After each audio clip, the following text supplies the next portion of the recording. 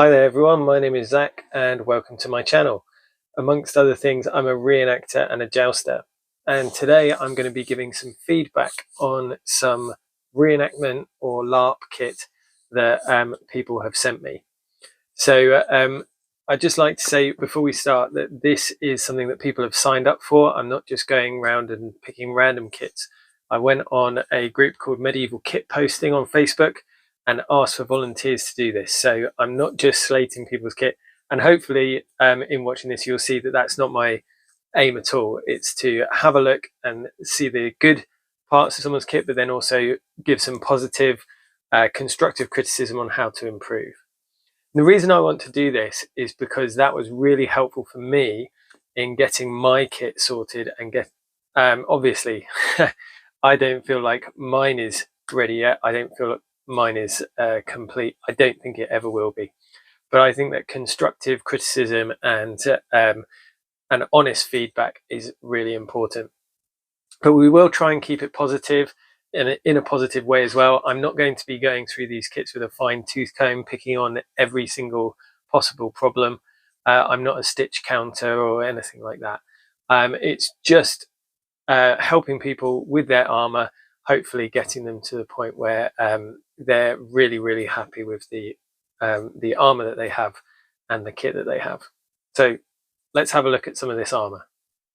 So this first kit is from Lotta at @nightly_lady on Instagram, and it's a late 14th, early 15th century kit. The one-piece breastplate with the stop rib at the top and the covered fold are really good examples of that. It's got quite a few hoops to the fold as well, which is good. And of course the hound skull bassinet as well, which I really like the shaping on the visor of the bassinet. It's a nice one. It's nice to see some interesting shapes around the top of the male standard, which I believe Lotta made herself. So all good stuff, like that kind of thing. For constructive criticism, I would say that the spaulders, I think, are too big for this time period. At this point, you have very, very small spaulders, and I think that you can probably get a smaller breastplate as well. I think that this one is a little bit too big for you, and you can really bring it in on the waist, and I think you'll actually find that that makes it a lot more comfortable once you've done that. Okay, so this next one is from George. George only gave me one photo, but that's okay. I think I actually met George at Tewkesbury this year. If it's the wrong George, then apologies, but I think it's you. Right, so George, I like the shape on the brigandine. Too many brigandines do not have enough shape in them. Very good for the mid to late 15th century, which you're obviously going for here. I wasn't sure about the shield, but I have gone and I've seen shields of similar kind of size and shape in this period. So okay, well, and used by people on foot as well. So we're okay with that, but I did need to check up on that. I think your male skirt needs a little bit of care to get it looking right. And I think I can see some holes in the visor and bever, which, as far as I'm aware, doesn't exist in sallets for this time and this date, but I'm happy to be proved wrong on that. I know that a lot of people like them for reenactments because it allows them to fight visor down and still have better vision and breath. But if we're going for authenticity, then that's something that we need to be careful of. So this is Thomas the Norman on Instagram. Really love this kit. I'm thinking about what I can do for an earlier 11th century kit myself. So it's really great to see someone who's really taking care over their appearance and making something to basically look like you've stepped out of the Bear Tapestry. It looks really nice. There's a few things that I would give as feedback, and I know that you're aware of some of these and improving them, but it would be helpful for other people to hear them as well, I think. One would be, I think often by this point, the coif, the male hood, is integrated into the hauberk. Not always, so we could leave that.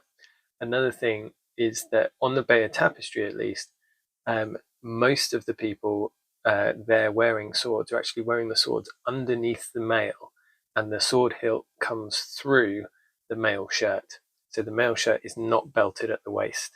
And that's something that I very rarely see done at reenactments. So it'd be great to see that a bit more. All around though, really like the kit. Great start. Just going to take a quick break to thank my Patreons. Thank you, all of you, especially my 3 night level patrons at the moment. They are Sirloin de Boeuf, Robert, and Carrie.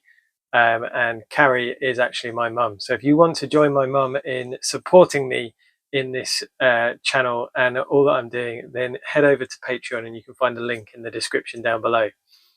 Back to the kits. Now this next poster, Morewin, has also given me a bit of a tricky one because this is a late 16th, early 17th century harness. And that again is not really my area of expertise. Now they also actually built this harness themselves. So big kudos for that. Really impressive from that point of view. And thank you for the nice photos with some good close-ups and that sort of thing. Like I said, I had to do a little bit of research to get in my head what this type of armor should actually look like. I like the really strong medial ridge that you've got down the center of the breastplate. That is definitely something great for this time, the Peascod style. I like the choice of tassets that you have there, that you can have the integrated legs. That's a really cool feature, and you seem to have really done that really well. To give some constructive feedback, I'd say I'd like to see a bit more shape in the van braces, the lower arm armor. Yours are quite straight, and generally the lower arm has more of a tulip shape where it's kind of wider nearer the elbow and then thins down towards the wrist. You could possibly do with a slightly higher waist on the breastplate as well. It's hard to say with the Peascod because it does kind of mess with the mind a little bit when you're used to 15th century armor. But your breastplate seems very long, and you could maybe rest it on your natural waist, which is where your lower ribs are, instead of if it's down on your hips. If you're feeling it on your hips, that might be a change that you could make. And especially as you made it yourself, you would know how to make those changes. Now this next one, I'm going to pronounce wrong, Edouard de Bonjour, did something very, very sneaky by hiding most of his armor underneath a jupon and in a cornfield. So from what I can see, I really love this armor. It's great to see a nice coat armor being worn over the top. That is something that throughout the 15th century was worn and isn't always done very well or very well represented. Great to see some sabatons being worn as well. Again, this is a piece of armor that is often left off from reenactors, so it's good to see. And there's some beautiful shaping on that helmet too. So from what I can see, I really like it. This next one is from a similar time. It's Louis Lyon. I might be pronouncing that incorrectly as well. Again, really like the shape of the bassinet. It's nice to see sabatons being used again.